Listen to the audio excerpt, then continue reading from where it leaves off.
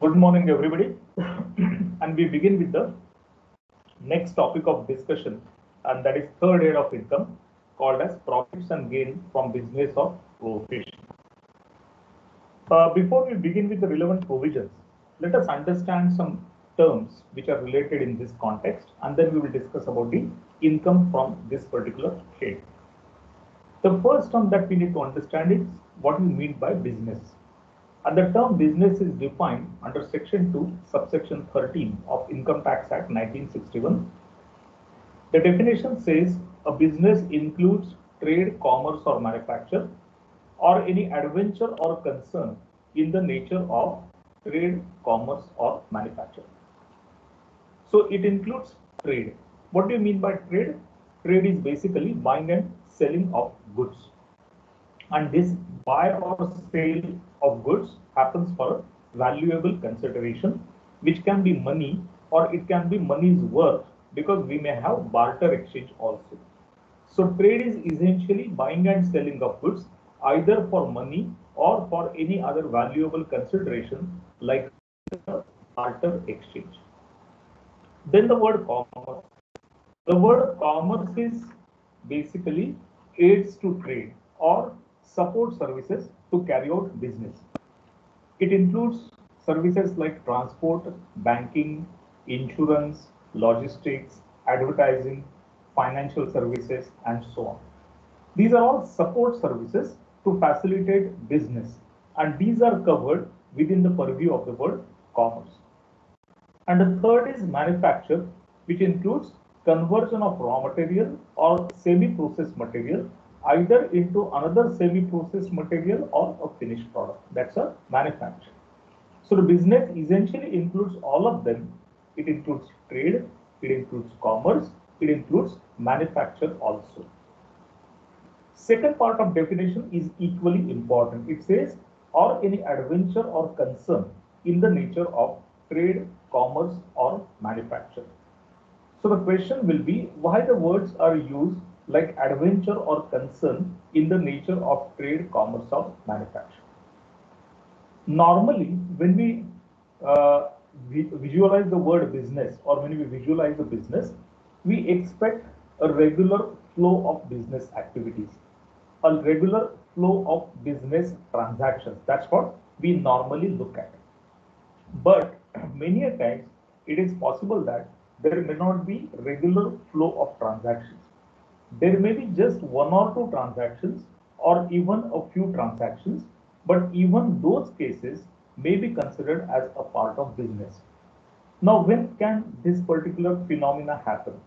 The answer is whenever a person is carrying out a transaction which is not very large in number, where there are few transactions, but either these are profit oriented or commercial oriented, then such transactions can be treated as trade, commerce, or manufacturing. So it is not necessary that one should carry out a regular stream of transactions, a regular flow of transactions. Just couple of transactions in the nature of business or trade, commerce, or manufacture will also be covered within the definition, as long as they are motivated by profit, they are motivated by commercial interest as such. So even those stray cases or few number of transactions will still qualify as a business for this purpose. Are you clear about the nature of business as defined under income tax? Yes, sir. Okay. The next is profession, because the income from profession is also included within the same head of income. And the word profession is defined under section 236. It says profession includes a vocation. So then we have to find out what is the natural meaning of the word profession. Now, in case of profession, usually you have a specialized field of knowledge. There is a specialized training course to impart that particular knowledge.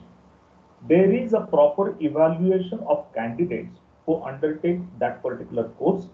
After careful examination, evaluation, they get a degree. And many times these professions are monitored by some of the professional associations or institutes. So if these characteristics are fulfilled, then that can be called as a profession. For example, chartered accountancy or cost accountancy, company secretary, engineering, medicine, all these are known as professions. Architecture, all these are known as professions. Why do we call them as professions? Because there is a set pattern of study, there is a qualifying examination. Only after qualifying examination, the person is conferred with the degree, and then there is a further monitoring mechanism by the institute or by the concerned board, etc., for such persons who are carrying out such profession. So these are some of the examples of profession. So medicine, engineering, architecture, CA, ICWA, company secretary, these are some of the examples of what we call it as a profession. And the definition says vocation. What is meant by vocation? Vocation is basically a skill-based activity. A person has certain skills. He may develop these skills either which are inborn, or maybe these are by practice or some training. For example, an artist, a singer, or a person who plays an instrument. Okay, these are vocations. A magician. This is again another example of vocation. Now, all of them, whether a singer or whether a person who plays music, some instruments, or whether an artist like a commercial artist, or even uh, other examples like magician, etc. It's a vocation because they require some skill sets. They need to have some skill sets, and these skill sets can be acquired by them by some practice or by some training, or some of them may have natural skills of this kind. So that is known as a vocation. So whether we are referring to income from business or a profession or a vocation, everything will be taxed as income from business or profession. So the same head of income will cover all these three types of income.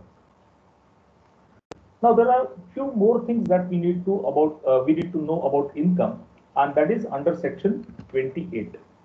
Under section 28, you are provided with what is the scope of income which is liable for tax under the head income from business or profession.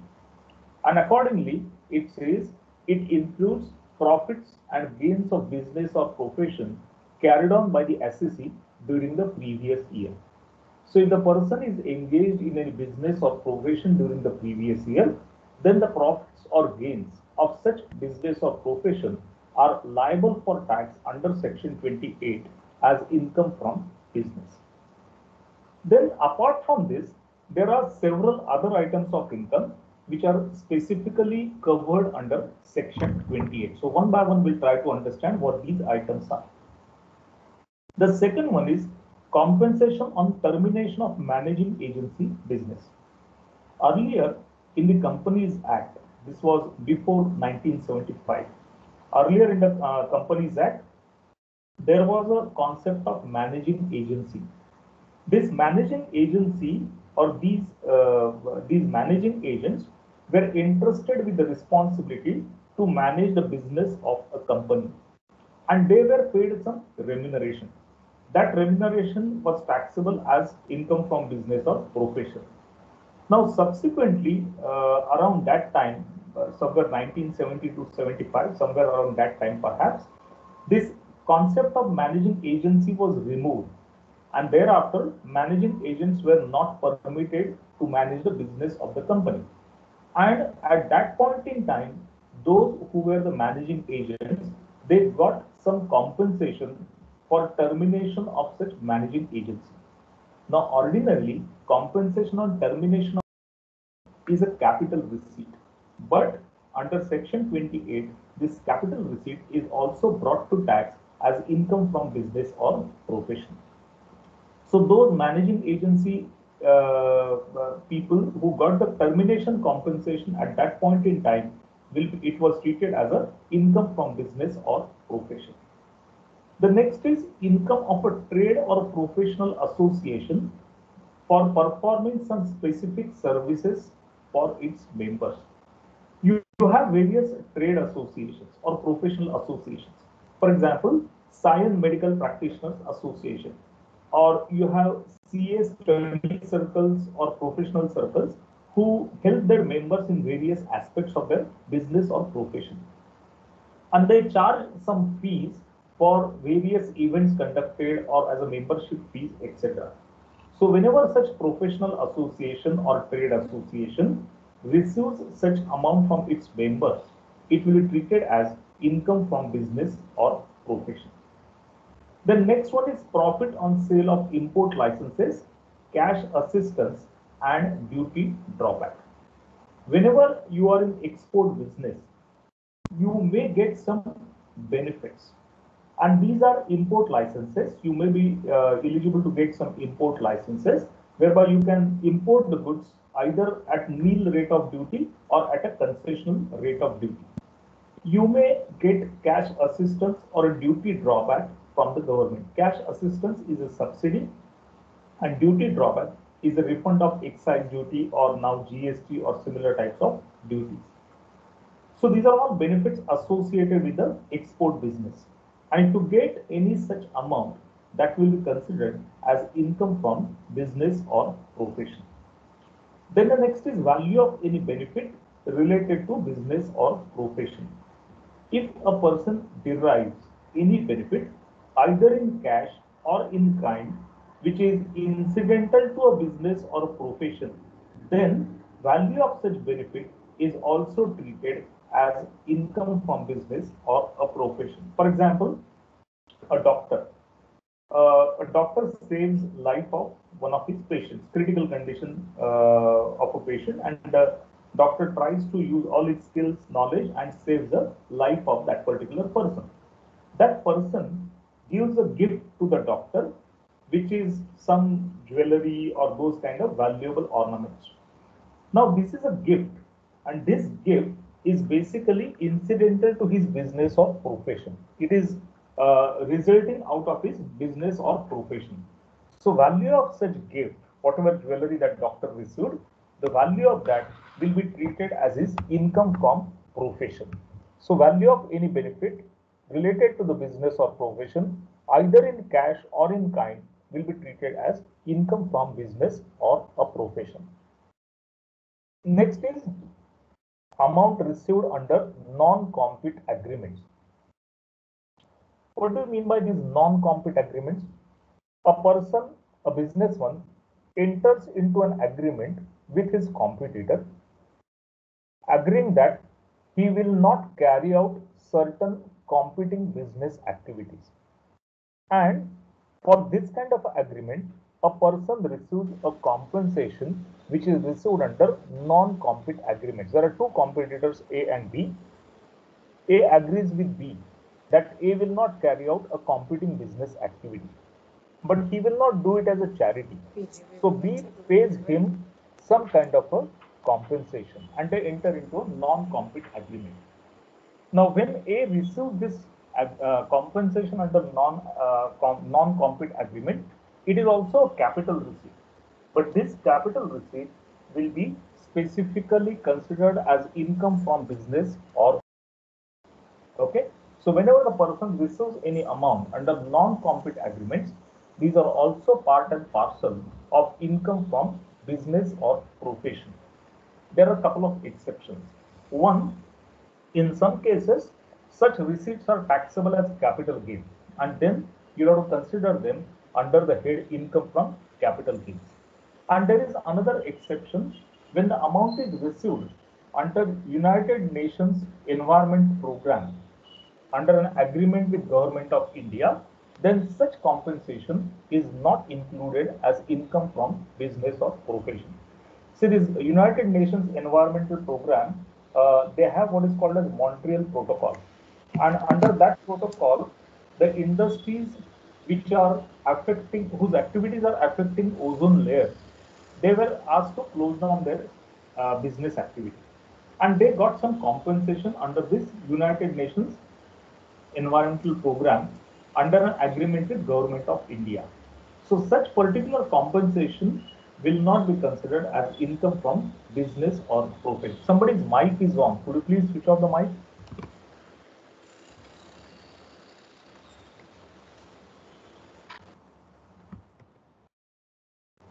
So such payments received under UNEP are not considered as income from business or a profession. Next is remuneration and interest received by a partner. If a person is a partner in a partnership firm and if he receives any salary, fees, bonus, commission, or any other form of remuneration from the partnership firm, that will be treated as income from business or a profession. Similarly, if a partner receives or loan account from a partnership firm, that will also be treated as income from business or profit. Now here what we are referring to is remuneration and interest received by a partner from a partnership firm. There is one more payment that can be received by a partner from a partnership firm, and that is called as share of profit. But share of profit is not considered as income under the head income from business or profession. Share of profit received from a partnership firm is a non-taxable receipt under section 10. But if you receive any remuneration or interest from a partnership firm, such fee, remuneration, salary, bonus, commission, or interest will be treated as income from business or a profession. Next is amount received under Keyman insurance policy. This Keyman insurance policy is taken by business entities on the life of some of the key managerial people within the organization. And the company or the business entity will pay the premium.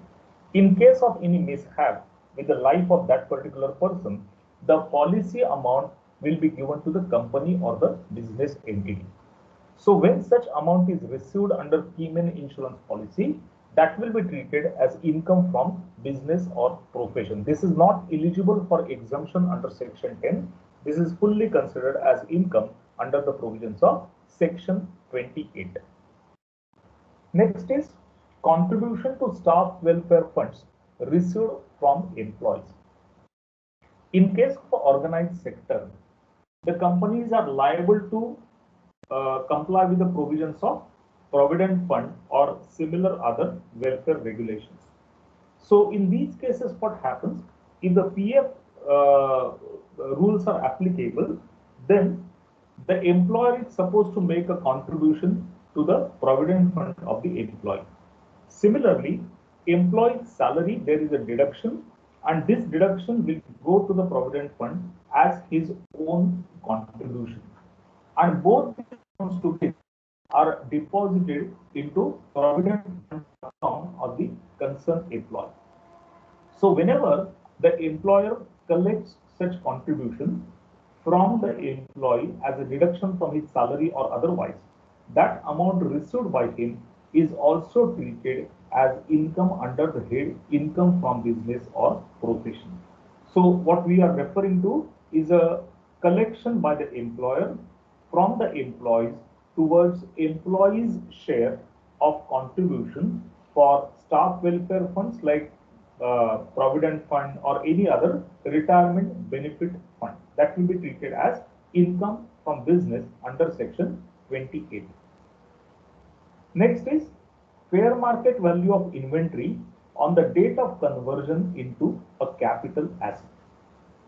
Suppose a person has certain items which are carried forward by him as part of inventory, and this stock is converted by him into a capital asset on one day.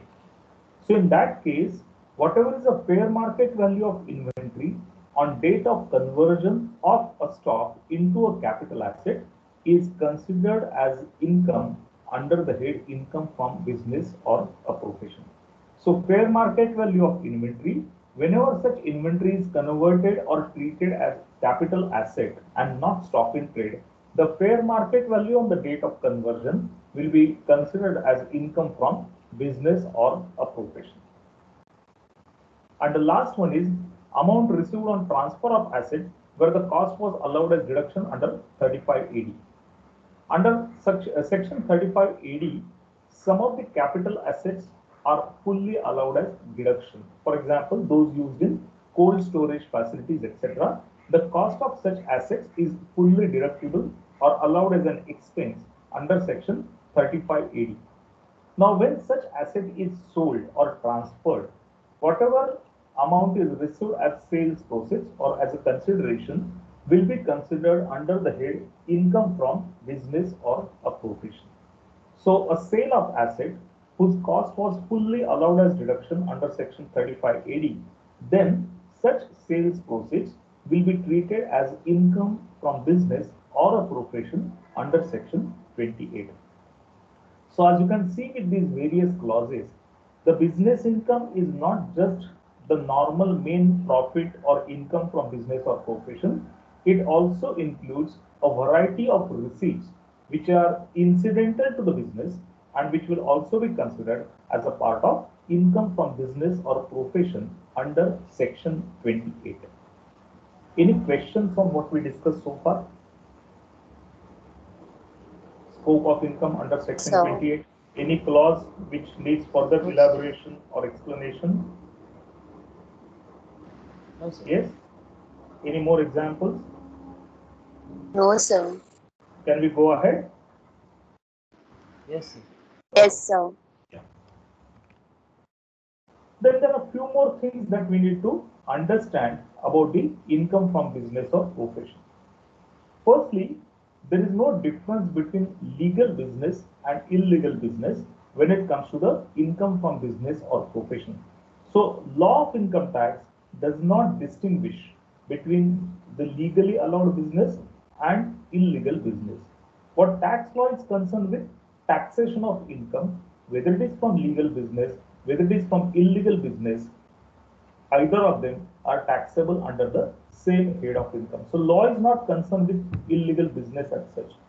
Even if a person is carrying out some illegal business, even like smuggling or those kind of activities which are banned, which are illegal, even then such income is treated as income from business or a profession.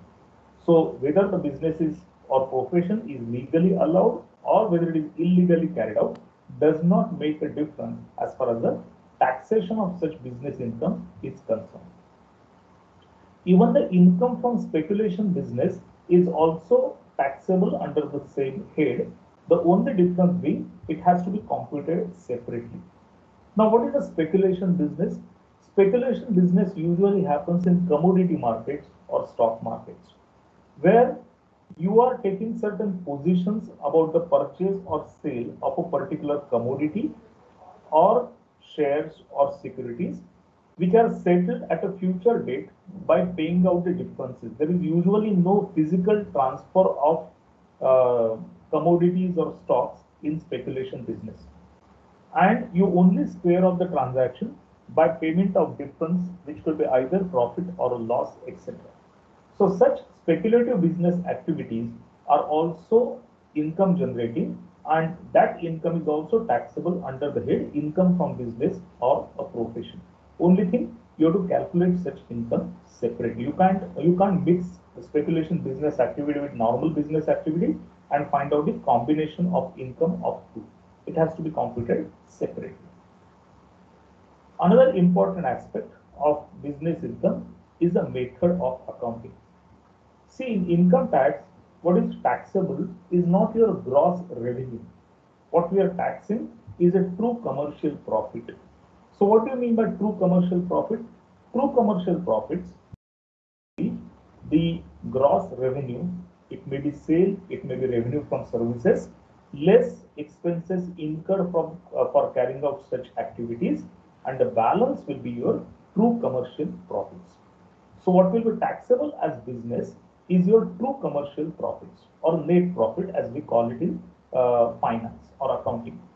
Now, when you calculate this true commercial profits or when you find out the net profit, etc., your method of accounting becomes relevant. And there are two methodologies accepted in this regard.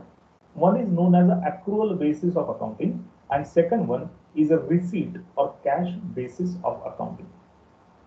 In accrual basis of accounting, income is recognized as and when the services are rendered or you get a right to receive that particular income. And the expenditure is accounted for as and when it is incurred by the person. That is called as the accrual basis of accounting. If you think of credit sales, we account for that credit sale as an income. Why do we do that? Because the moment you enter into a credit sale, you have a right to recover that money from the concerned customer under the contract of sale. So we recognize that as an income. You recognize credit purchases. You recognize various expenses and make a provision for that towards the end of the year. You recognize various outstanding items of income towards the end of the year and account for them as an accrued income. Why do we do this? Because we are following what is called as accrual basis of accounting. And the another method of accounting is cash basis of accounting. This cash basis of accounting is usually followed by professionals.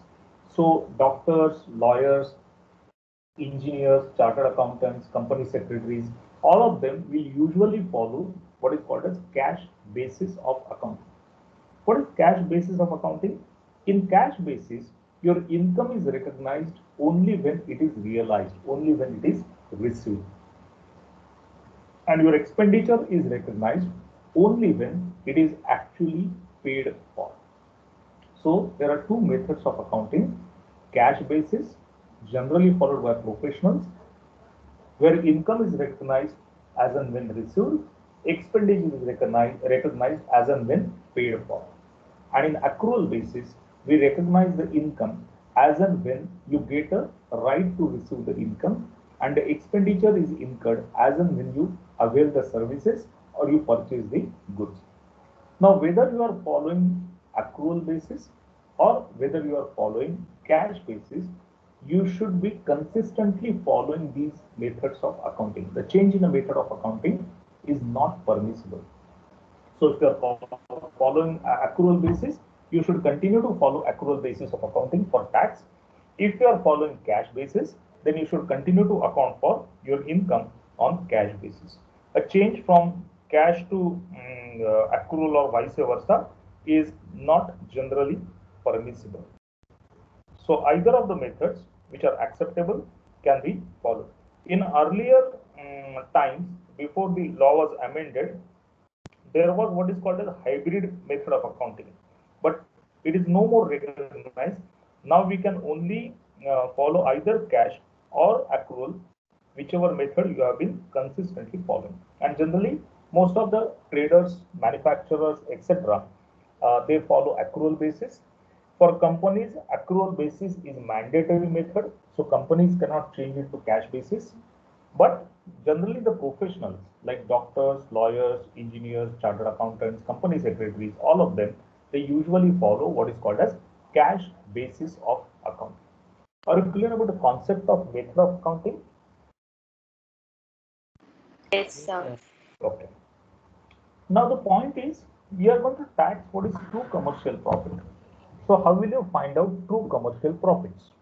You may prepare your profit and loss account to find out the net profit. But is that net profit acceptable for tax? The answer is no. If it is computed in accordance with section 29, yes, that will be acceptable. If not, it will not be acceptable. So when you arrive at true commercial profits, the section 29 applies.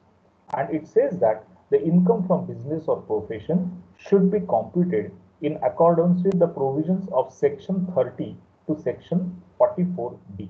So you are going to compute the business income by applying the provisions of section 30 to section 44D. Once you apply these sections, it will become a true commercial profit within the meaning of income from business or profession, and that will be subject to tax as income from business or profession. Now, what are these sections? Section 30 to 44D. There is a set of sections which deal with deductions from your income. So, what are permissible deductions? That is dealt with by some of the sections. There are some sections which deal with disallowance of certain expenses. That means certain expenses will not be allowed as a deduction. So some of the sections are dealing with those kind of provisions where the disallowance is there for certain types of expenses. So section 30 to section 44D, whatever are the applicable sections that one has to consider and apply while computing the income from business or a profession. Can we go ahead with remaining sections now? Yes, any difficulty about these things what we discussed so far? No, sir. Okay. Now the actual deductions. So we are going to discuss only those limited items of deduction which are covered by your syllabus. Okay, section 30 to 44D, we are not going to discuss all sections, all applicable sections. We'll discuss only those sections which are covered in your syllabus. So first among them is section 30. Section 30 allows deduction in respect of rent, rates and taxes and expenditure on current repairs as well as insurance of the premises. So what is this deduction? If you are using the premises as a tenant, that means you are not owner of the premises, but you have taken the premises on rent. Then rent for such premises is allowable deduction under the provisions of section 30. Now, whether you are a tenant or whether you are an owner, you may incur expenditure for rates and taxes, which are essentially property taxes or a similar kind of expenditure. That will also be allowed as a deduction. Then expenditure on current repairs. Current repairs are basically meant to maintain the premises in the same condition. No capital addition, no enhancement of life, only to maintain the asset in the same condition, only to maintain the premises in good condition. What expenditure you incur is normally known as a current repairs. So repainting of premises and those kind of things which are done every 2 years, 3 years to maintain the good condition of premises, that will be treated as a part of current repairs. And insurance of the premises. If you take the insurance of these premises under various risks like fire, earthquake, etc., even that insurance premium is also allowed as a deduction under section 30. So simple deduction, rent, rates, taxes, insurance and expenditure on current repairs of those premises which are used by the assessee for his business or a profession. So that condition is must that the premises should be used for the purpose of business or the profession which is carried out by the assessee. If these conditions are met, then such expenditure is allowed as a deduction. Then section 31 deals with expenditure on current repairs and insurance of plant, machinery and furniture. So these are other assets used by the assessee for his business or profession. If the assessee is using any plant or machinery or furniture, and if he has incurred any expenditure on current repairs of these assets or insurance of these assets, then such expenditure is deductible under section 31. So for other assets other than premises, the repairs or similar expenses and insurance is under the provisions of section 31. Any difficulty about 30 and 31? Yes? No, sir. Okay. Sir. Yeah. Now, in between, we have one more section called as section 32, that is dealing with the depreciation on various business assets that we will discuss separately. It's a little lengthy discussion, so we will keep it separately. Let us discuss few other sections which are part of section 36. One is 36.1.1 that deals with insurance of stocks. If you are maintaining any inventory or stock in trade, and if you take insurance policy for such stock in trade, then such insurance premium is available as a deduction under section 36 subsection 1 clause 1. So insurance of stocks where the stocks are used by you for your business or profession. Similar deduction under 36.1.1b for medical insurance. If you have taken any health insurance policy, approved health insurance policy for the benefit of your employees, and you are paying medical insurance under this policy, then such health insurance premium or medical insurance premium under an approved policy is available as a deduction under 36(1)(1)(b). Then 36(1)(2) deals with bonus to employees. In some businesses, there is a practice to make a payment of bonus to the employees. Now, whenever the bonus is paid to the employees, there are two or three possibilities.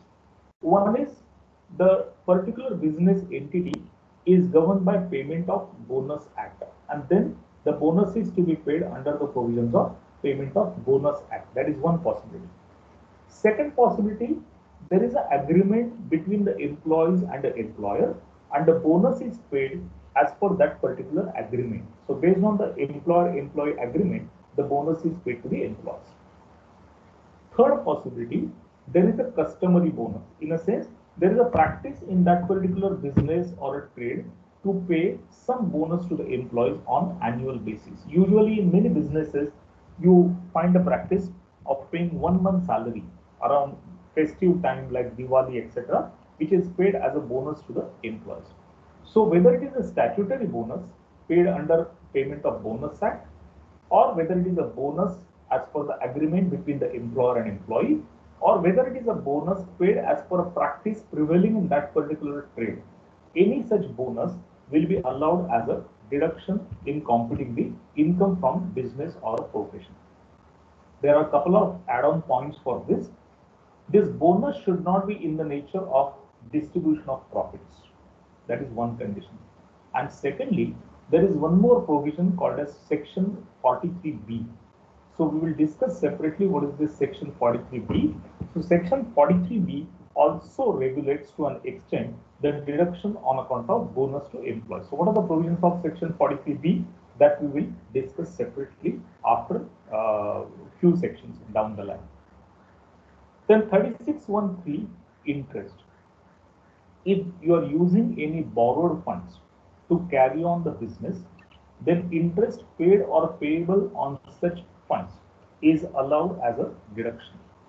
Now, when we think of interest, it may be interest on bank borrowings, it may be interest on borrowing from financial institutions, it may be interest on personal loans or loans from directors, shareholders, public deposits, debentures, etc.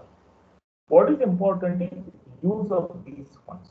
If these funds are used for the purpose of business or profession, then the deduction is available under 36(1)(3). So what is most important is use of funds should be for the purpose of business. If the funds are not used for the purpose of carrying out business, then such interest is not deductible over here. It cannot be then claimed as a deduction. So requirement is interest only on those funds which are borrowed and utilized for the purpose of business or a profession. Now this interest will also include interest on term loans, etc., which are borrowed for acquisition of fixed assets. So whenever you purchase fixed assets and you have made certain borrowing from that for acquisition of those fixed assets, interest on such borrowings is also considered as part of this deduction under 36(1)(3). There is one more regulatory provision, Section 43B, like bonus to employees. Interest is also subject to regulatory provision of Section 43B. So we will see what is 43B subsequently, but this is one more item that is subject to regulation by Section 43B. Then 36(1)(4) deals with contribution to welfare funds. 36(1)(5) also deals with contribution to superannuation funds, and 36(1)(5)(a) also deals with similar amounts where the amount is received from the employees and it is required to be deposited with the appropriate authority towards PF contribution. So basically these three sections, 36(1)(4), 5 and 5(a), they regulate the deduction on account of employer's contribution to provident fund, gratuity fund, or similar other types of staff welfare funds. If the contribution is paid in accordance with these provisions, such contribution will be allowed as deduction in computing the business income.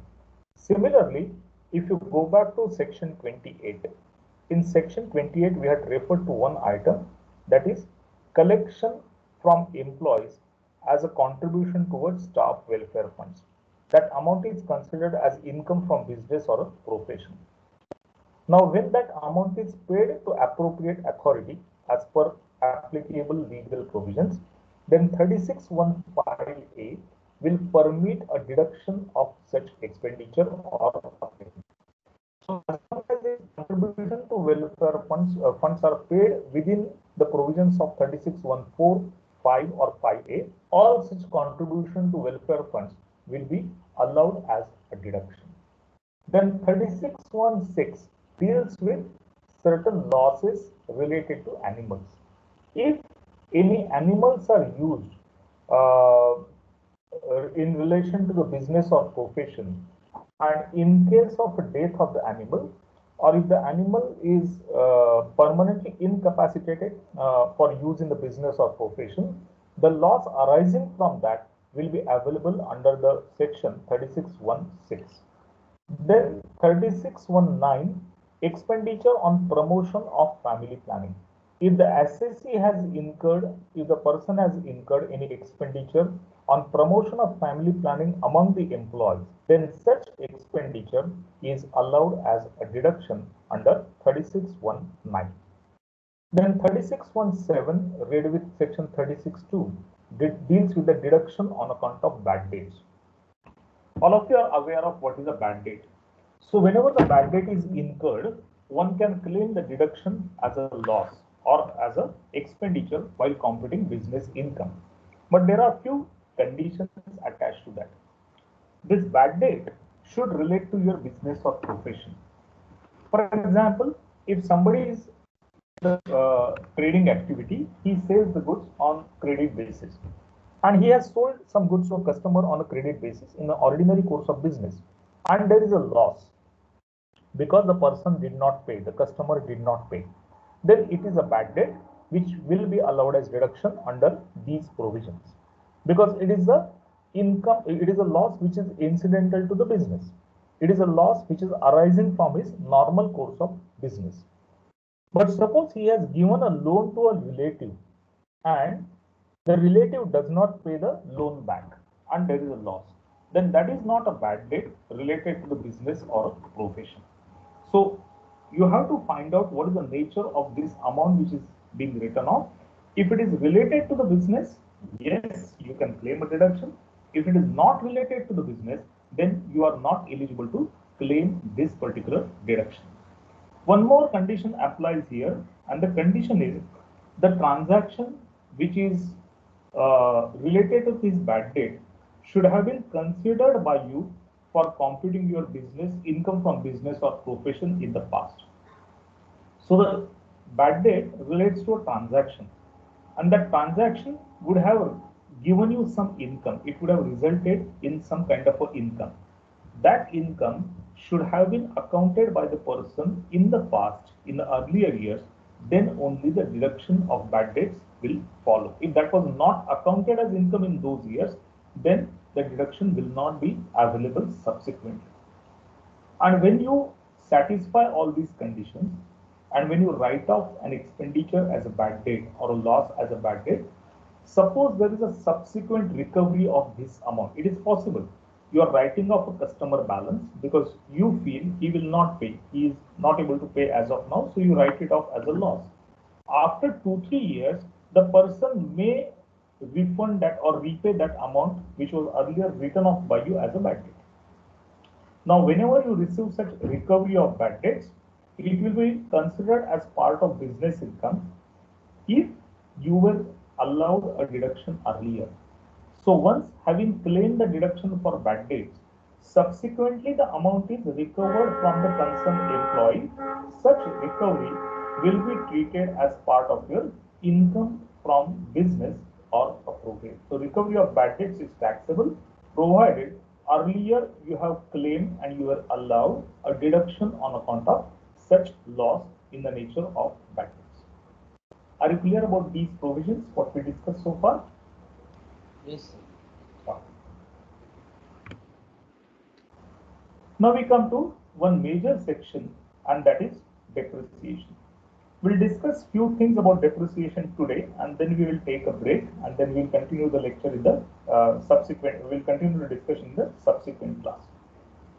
Now, in order to claim the depreciation under section 32, there are few basic conditions, and one of the important conditions is that the assessee should be owner of the asset and it should be used by him to carry on his business or a profession. Very important conditions.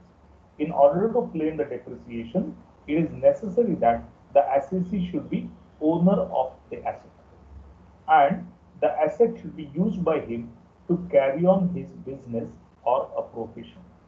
If these conditions are satisfied, both the conditions are satisfied, then and then only the assessee is allowed to claim a depreciation.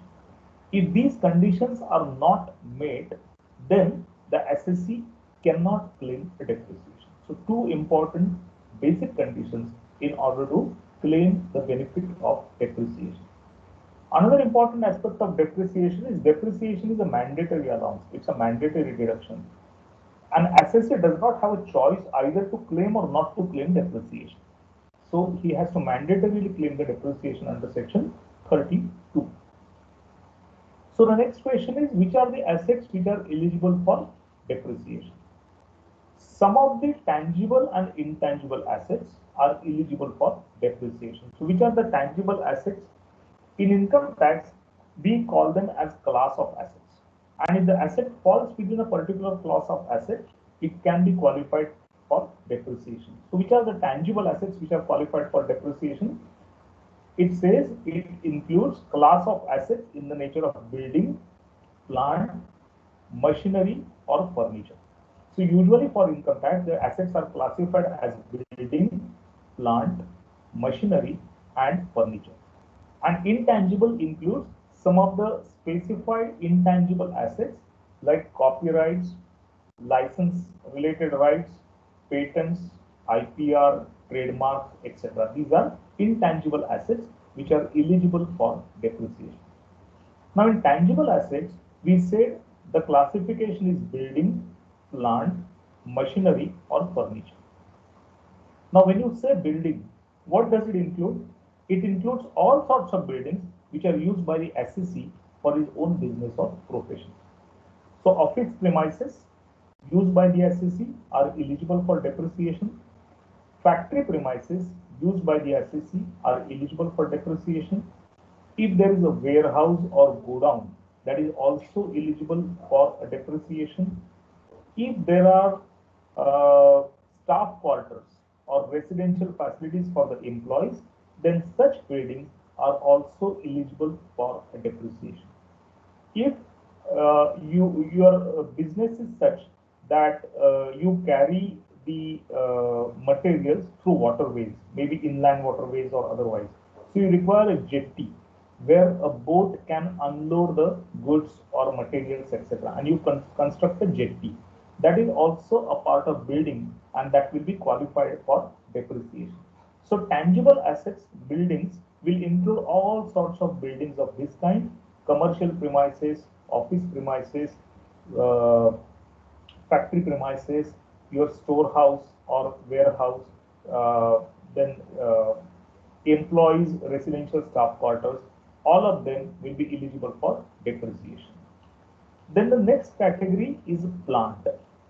Plant is also eligible for depreciation, and under income tax, the definition of plant is very wide.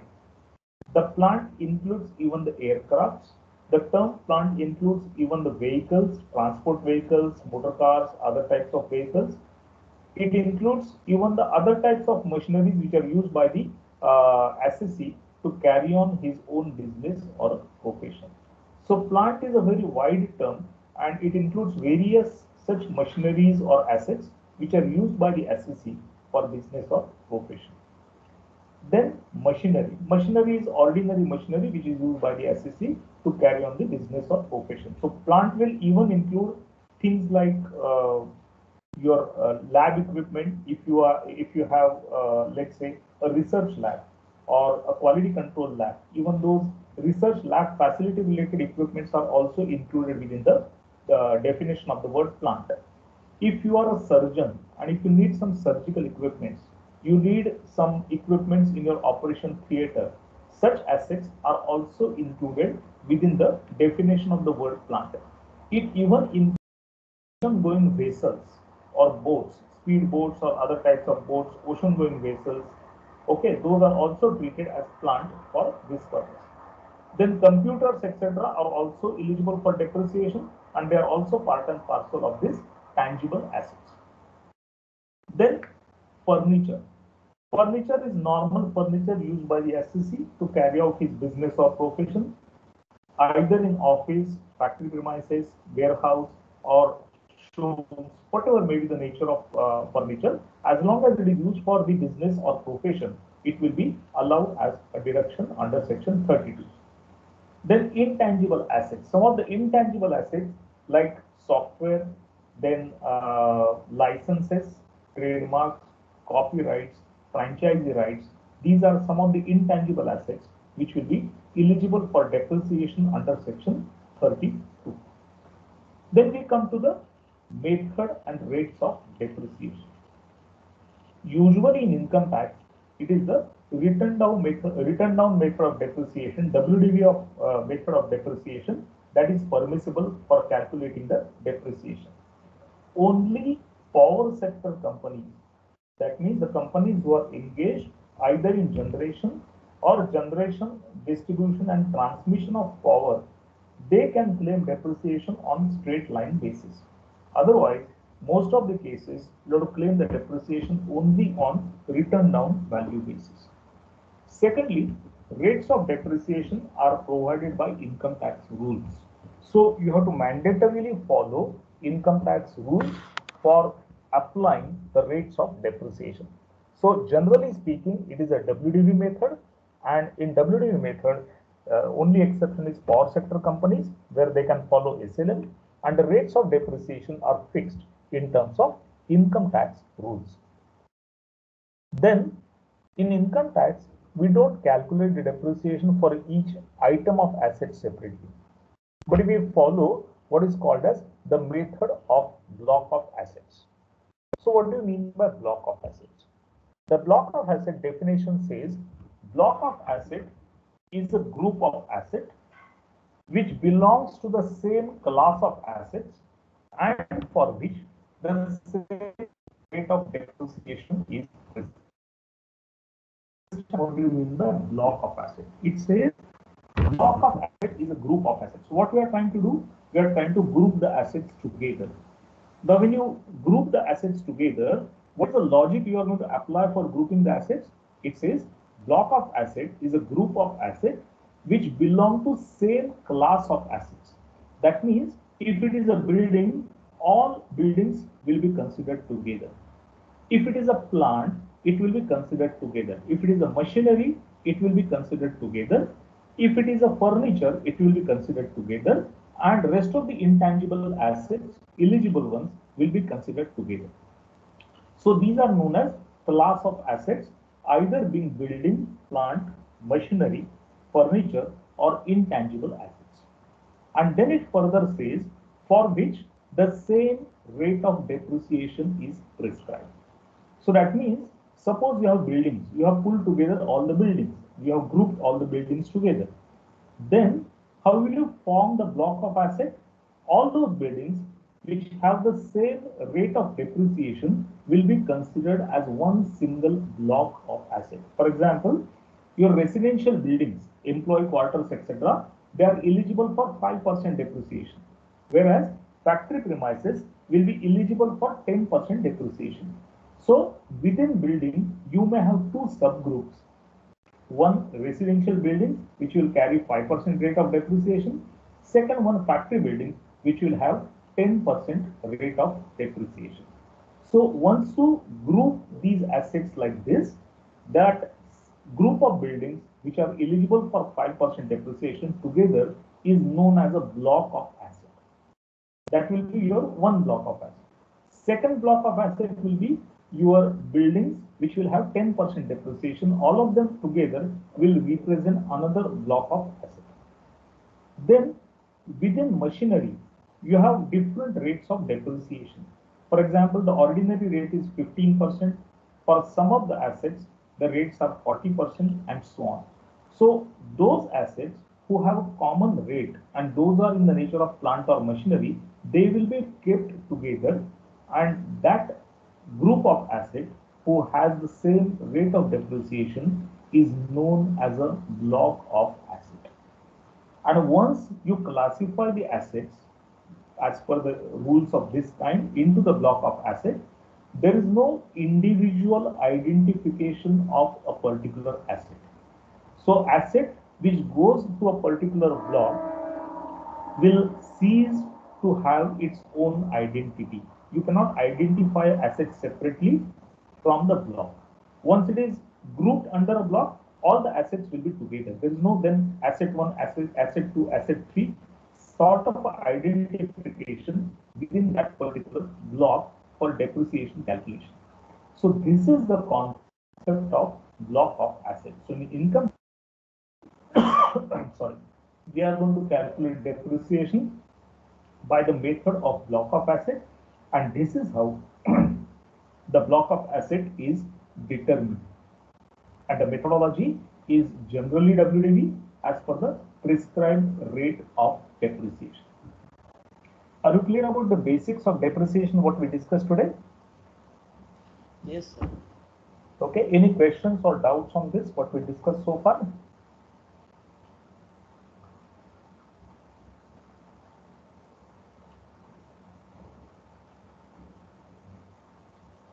Yes, any doubts, any clarity required on whatever discussion has happened so far? So with this, we will conclude for the day. Next tax lecture, I think it's on Thursday, we'll continue with rest of the items of income tax. Okay, rest of the items of income from business or profession. So can we conclude today's lecture then? If there are no difficulties, no clarification required? Yes. Yes? Okay, fine. So just give me a minute. Yeah, I have not downloaded attendance. Just stay back for a minute or so. Let me conclude the lecture first. Stop recording first.